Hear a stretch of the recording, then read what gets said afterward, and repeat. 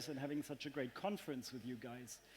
And I'm here to present the following topic, for which I've chosen a very short and precise title. And the title of my little keynote speech is Why Partnerships Between Fintechs and Financial Institutions Rarely Work Out, but why you should still try to make them happen, because frankly, that's the only way to survive. I want to start you off with a little comic. I'm sure many of you have seen this before. You see a chart on the wall, and it shows that fintech is rising, whereas the banks are on the fall. And you see a guy standing in front of his board or his colleagues, and he's saying, you know, maybe we should reevaluate the internet. Maybe actually there's something there, and it's not going to go away by itself. And as you can see, the comic is from 2009. It's very old, right? It's in the middle of the first fintech wave. The first fintech wave brought about companies such as Lending Club or 360T or PayPal. And these companies, they straight up attacked banks, right? They went for their customers, they went for the revenues, for the market share, and they were beginning to become successful. And banks, at one point, they woke up to the threat. They're like, okay, wow, maybe this isn't going away. We got to react to that.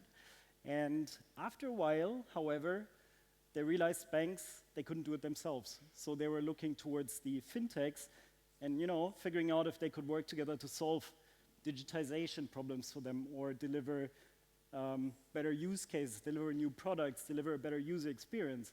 And at the same time, fintechs started to realize that, you know, maybe distribution isn't that easy.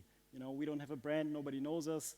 At scale, distributing financial products may not be that easy. So they were also turning towards the banks and sort of try to get partnerships going that would help them get their products distributed.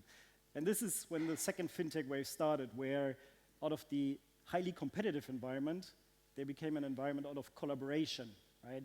People were working together.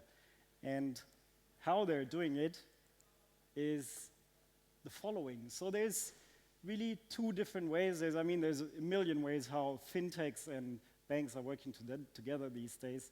But really, it all comes down to either a financial commitment or an operational commitment. On the financial side, you have players like Citi Ventures, Santander InnoVentures, COMMERZ Ventures, corporate VCs that invest into minority stakes. You also have companies such as Visa, Groupe BPCE, that straight up acquire companies that are interesting, that are furthering their product and that are good to have in their own technology. And they save for themselves companies that they find strategic to their mission. On the other side, which is the more interesting side, I think, is operational commitment, where banks and fintechs are actually working together to solve a problem that they both face, right? Fintechs are looking for brand equity, they're looking for distribution. Banks, on the other hand, they look for new products, new use cases, better user experience, digital transformation. They're working together. And it all comes down really to two sort of different use cases, where either you have companies such as Mambu and Elinvar that become technology vendors to the banks, and thereby, you know, banks work on their technologies, or fintechs use banks as their distribution channels, which companies such as iWalker or Cantox are doing really successfully. And there are other models that work really well, or there are examples that shine really brightly, where you see that it can work out really well. And one very good example of that is ING and Scalable Capital, where ING decided very early on in the trend of robo-advisors to not build their own robo-advisor or find technology to build it on, but actually partner with a company that has been doing very well. And if you followed the news, recently there was a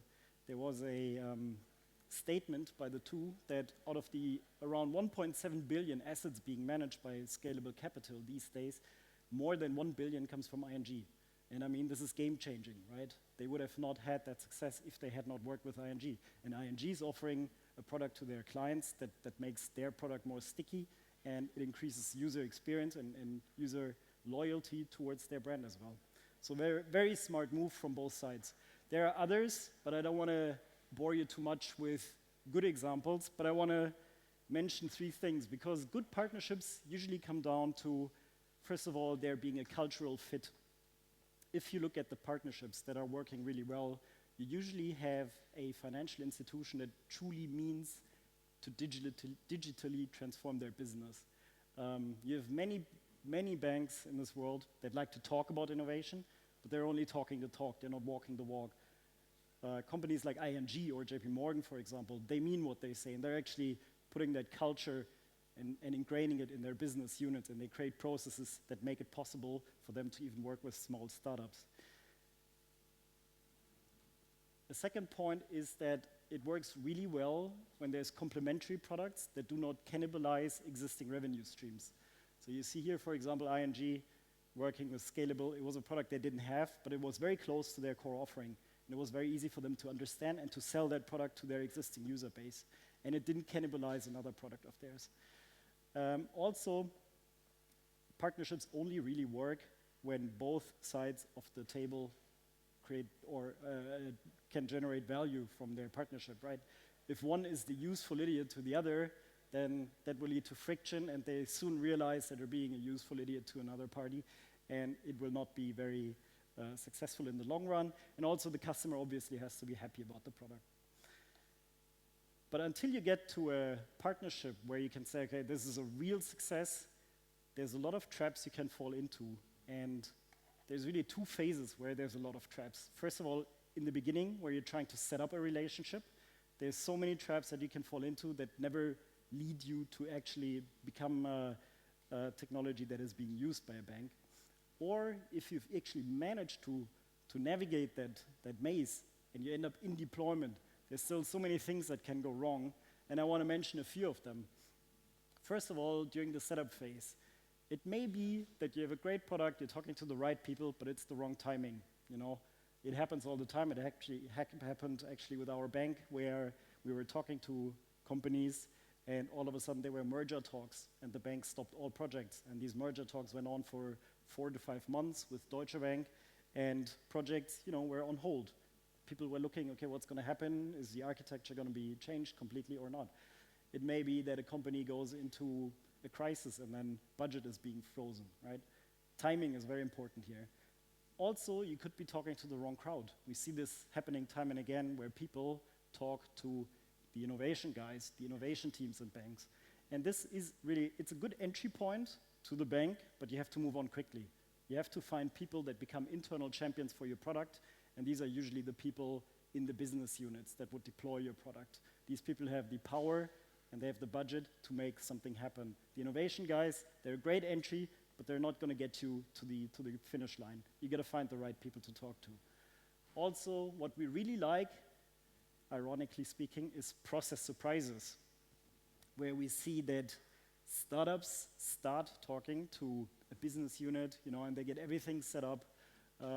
They get the okay from all sorts of business units, product committees, and then they're sort of in the rollout of the product, of the partnership.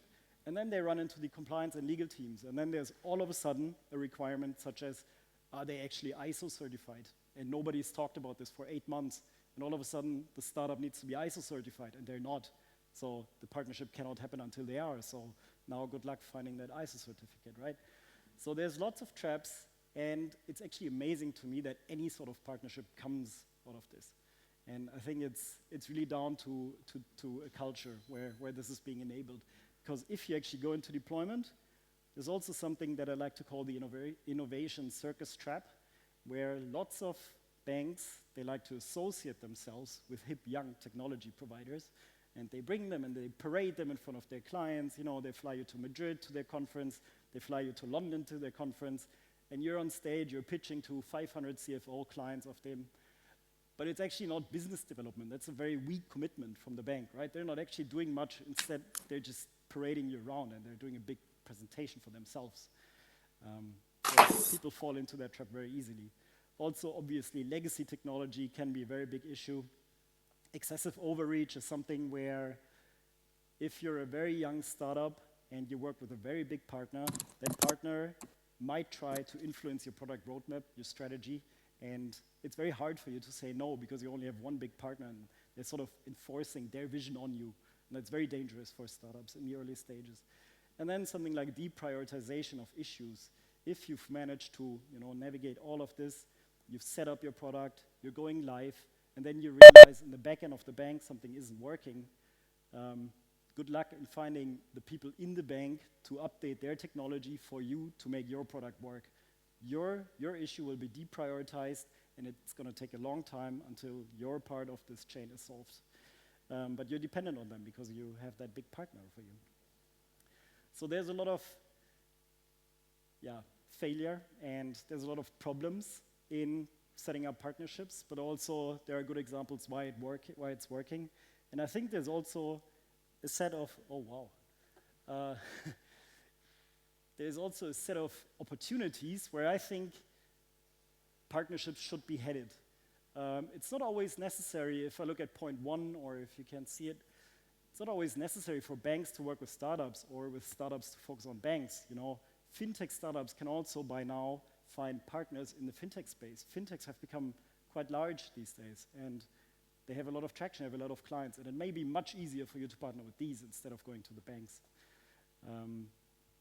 Second, the dawn of open banking in Europe. I think it has been discussed lengthily, and I discussed it also yesterday with quite a lot of people. I think there's a lot of promise in this, but the political side of it is not really, they're not really pushing for it, and it's not being executed well. So there's a slimmer of hope in here, but it's not really where people hoped it would be by now.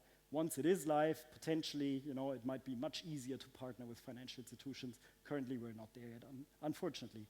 Number 3 is something that sort of feeds back to the fintech partnership. Over the past few years, we've seen financial services being unbundled, and what used to be one provider doing one job, sort of okay-ish, now there's 4 different providers, each covering a little piece of this value chain. They're all doing it much better, faster, more convenient, cheaper, but you don't want to work with 4 partners, right? You want one sort of platform where you go and your business is taken care of. But these rebundling marketplaces, they're happening, and you got to find them. And if you get your product in there, then that can be a very, very good leverage point for you. And then the most interesting trend these days, I think, is number 4, that seemingly everything is becoming fintech. Fintech used to be something that only, you know, applied to banking and payments and lending and all these things. But all of a sudden, companies like Uber, Google, Apple, they're all going into fintech, and they're all using it for different purposes. It may be that Uber, for example, is actually helping their drivers, helping their drivers become banked, and finding solutions for them to make more of the platform Uber for them, so they increase the loyalty of their driver base. But they're actually also solving a real tangible problem for their drivers. Google is offering, all of a sudden, current accounts, and they all do it with partners, right? They're not building financial infrastructure themselves, they find partners. In the case of Apple, for example, it's Goldman Sachs, Google is working with Citibank, Uber is working with Green Dot. So there's all these companies that want to get into fintech, and there's many more out there. And if you're a provider of fintech, you're going to find these, and it can be a very, very interesting point for you to increase your business. And with that, I actually managed to get on time. And if there are any questions, you can ask them now. Otherwise, we're going to have 6 interesting case studies now of companies where I'm really eager to see how their process has been and their experience has been with their partners.